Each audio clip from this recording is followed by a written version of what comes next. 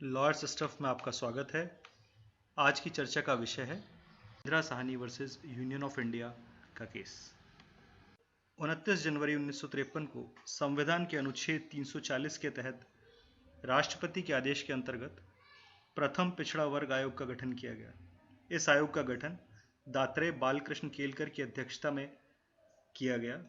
इस आयोग का उद्देश्य ऐसे मानदंडों का निर्धारण करना था जिसमें SC/ST के अलावा ऐसे पिछड़े वर्ग का निर्धारण हो सके जो सामाजिक व शैक्षणिक रूप से पिछड़ा हुआ हो।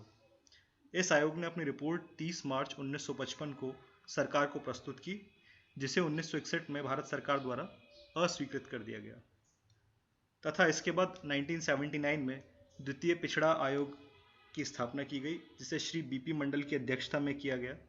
इस आयोग को हम मंडल आयोग के नाम से भी जानते हैं। मंडल आयोग ने अपनी रिपोर्ट 1983 में सरकार को प्रस्तुत की।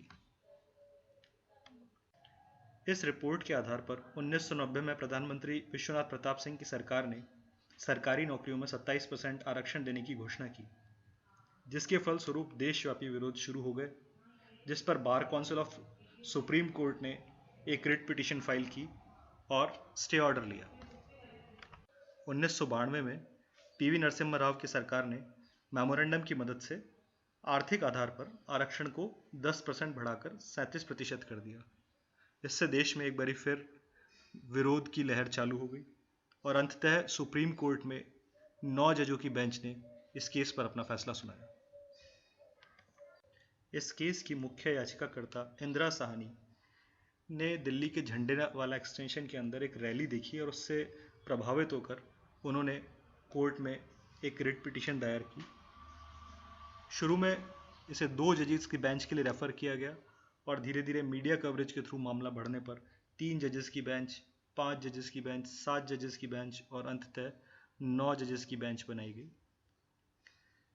इस केस की वजह से 4 कॉन्स्टिट्यूशनल अमेंडमेंट्स भी किए गए हैं। इसमें 77वां संशोधन 1995, 81वां संशोधन वर्ष 2000, 84वां संशोधन वर्ष 2001 और 85वां संशोधन वर्ष 2001 में किया गया। इस केस में मुख्य मुद्दे क्या थे? क्या संविधान का अनुच्छेद 16(4) अनुच्छेद 16(1) के ऊपर प्रभावी होगा? क्या आरक्षण 50% से अधिक हो सकता है?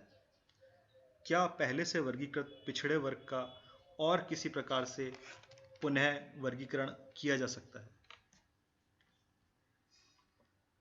न्यायालय ने इस मुद्दे पर 6-3 के बहुमत से अपना फैसला सुनाया।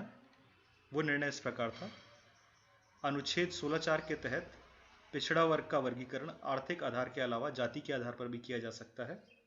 अनुच्छेद 16(4) अनुच्छेद 16(1) का अपवाद नहीं है, यह वर्गीकरण का एक उदाहरण है।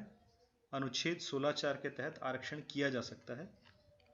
पिछड़ा वर्ग जो कि अनुच्छेद 16(4) में वर्णित है, वो अनुच्छेद 15(4) में वर्णित सामाजिक व शैक्षणिक पिछड़ा वर्ग से भिन्न है। आरक्षण 50% से अधिक नहीं दिया जा सकता।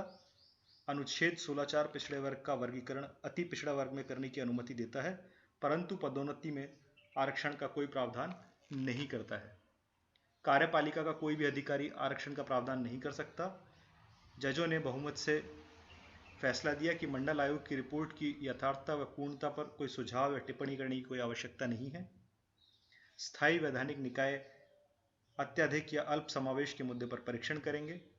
नए मानदंडों के तहत कोई भी विवाद का परीक्षण सिर्फ सुप्रीम कोर्ट में ही किया जाएगा।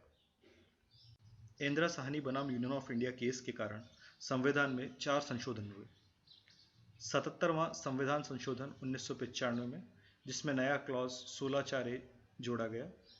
81वां संविधान संशोधन वर्ष 2000 में, जिसमें नया क्लॉज 16(4) भी जोड़ा गया।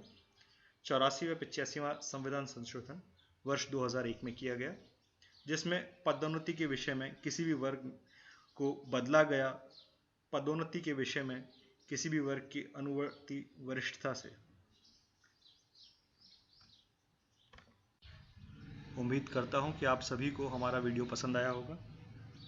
आप हमारे वीडियो को लाइक और शेयर करें तथा हमारे चैनल को सब्सक्राइब करें। Thank you.